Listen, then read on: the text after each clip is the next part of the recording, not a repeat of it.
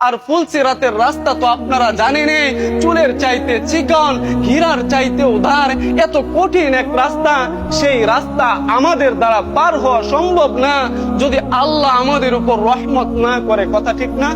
যদি আল্লাহ আমাদের উপর রহমত না করে, সেই দিন সেই রাস্তা আমাদের দ্বারা পার হওয়া সম্ভব না। সেই দিন আল্লাহ তাআলা যখন ফুলসিরাতের রাস্তা তৈরি করে দিবেন, এরপর মুসলমান যারা সেজদা দিয়েছে তারা ফুলসিরাতের রাস্তা কেউ বিজদির আকারে পার হয়ে যাবে, আর কেউ উদ্দর্শ্বাস ঘোড়ার ন্যায় পার হয়ে যাবে, আর কেউ ধীরগতি পানির ন্যায় পার হয়ে যাবে, আবার কেউ কোনো রকমে ফুলসিরাত পার হবে। যারা সেজদা দেয় নাই তারা সেই দিন ফুলসিরাত পার হতে পারবে না। এরপর শুধু তাই নয়, আমি এই ঘটনা বলতেছি এজন্যই, বুখারী থেকে ঘটনা বলতেছি, যে যখন সবাই পার হয়ে যাবে, আল্লাহ তাআলা সেদিন কেমন আমাদেরকে ভালোবাসেন, রহমতের কেমন জোয়ার সেদিন আল্লাহ তাআলার খেলবে। আপনারা শুনেন, যখন সব মুসলমান জান্নাতে যাবে, যারা দুনিয়াতে সেজদা দেয় নাই, দুনিয়াতে সুদ খাইতো, ঘুষ খাইতো, তারা ব্যতীত সবাই যখন জান্নাতে চলে যাবে, এরপর তাদেরকে জাহান্নামে দেওয়ার পরে জাহান্নামের সেই আগুন যখন তাদেরকে গ্রাস করে নিবে, আর তাদের চিল্লানি যখন জান্নাতীদের কানে যাবে, জান্নাতীরা ওই পারে গিয়া আল্লাহর কাছে বলবে, মালিক, জমিনের মধ্যে তাদের সাথে আমরা একসময় নামাজ পড়তাম, কোনো গুনাহের কারণে তারা মসজিদে আসতে পারে নাই। আল্লাহ, সেই জায়গায় আমার মা দাঁড়িয়ে আছে, আমার বাবা দাঁড়িয়ে আছে, আমার বোন আছে, আল্লাহ আমি তাদেরকে ছাড়া জান্নাতে যাব না। সুবহানাল্লাহ। সেদিন তারা জান্নাতে যাইতে চাইবে না। এরপর আল্লাহ তাআলা বলবেন, যাও, আজকে তোমরা যে যাকে চিনো, আজকে তোমরা তাদেরকে জাহান্নাম থেকে নিয়ে জান্নাতে চলে যাও। সুবহানাল্লাহ। এই ঘোষণা দেওয়ার পরে সবাই তাদের চিনা মানুষদেরকে দৌড়ে দৌড়ে জান্নাতে নিয়ে যাবে।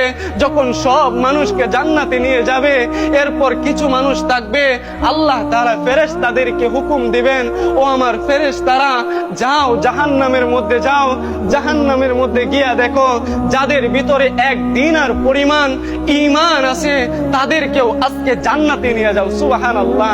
যখন এই ঘোষণা দিবে, এই ঘোষণা শোনার পরে ফেরেশতারা দৌড়ে যাবে, জাহান্নাম থেকে যাদের ভিতরে এক দিনার পরিমাণ ঈমান থাকবে, তাদেরকেও সেই দিন আল্লাহ জান্নাত দিয়ে দিবে। সুবহানাল্লাহ। এরপর ফেরেশতারা আল্লাহর কাছে এসে বলবে, আল্লাহ, যাদের ভিতরে এক দিনার পরিমাণ ঈমান, তাদেরকে আজকে জান্নাতে নিয়ে এসেছি। এরপর আল্লাহ আবার বলবেন, আবার যাও, গিয়া দেখো যাদের ভিতরে অর্ধ দিনার পরিমাণ ঈমান আছে, তাদেরকেও আজকে তোমরা জান্নাতে নিয়ে যাও। সুবহানাল্লাহ। আহা, মনে হয় আজকে আপনারা খুশি হচ্ছেন না? সুবহানাল্লাহ। অনেকেই বলেন না। সেই দিন আল্লাহর রহমতের একটা দৃষ্টান্ত আপনাদের সামনে তুলতেছি, আর আপনারা বুবার মতো বসে আছেন। লজ্জা হয় যে আল্লাহ তাআলা এত মেহেরবান, এত দয়াময়, এত গুনাহ করার পরেও যে আমাদেরকে শাস্তি দেয় না, আর সুবহানাল্লাহ বললেও আমাদের লজ্জা হয়। কথা ঠিক না? লজ্জা হয় আমাদের জন্য যে আল্লাহ তাআলা এত ভাবে, এত মোহাব্বত করে সেই দিন আমাদেরকে জান্নাতে দিবে। এরপর যখন ফেরেশতারা আবার আসবে, বলবে, আল্লাহ আর নাই। এরপর আবার বলবে, যাও, যাদের ভিতরে এক চুল পরিমাণ ঈমান আছে, তাদেরকেও আজকে জান্নাতে নিয়ে যাও। সুবহানাল্লাহ।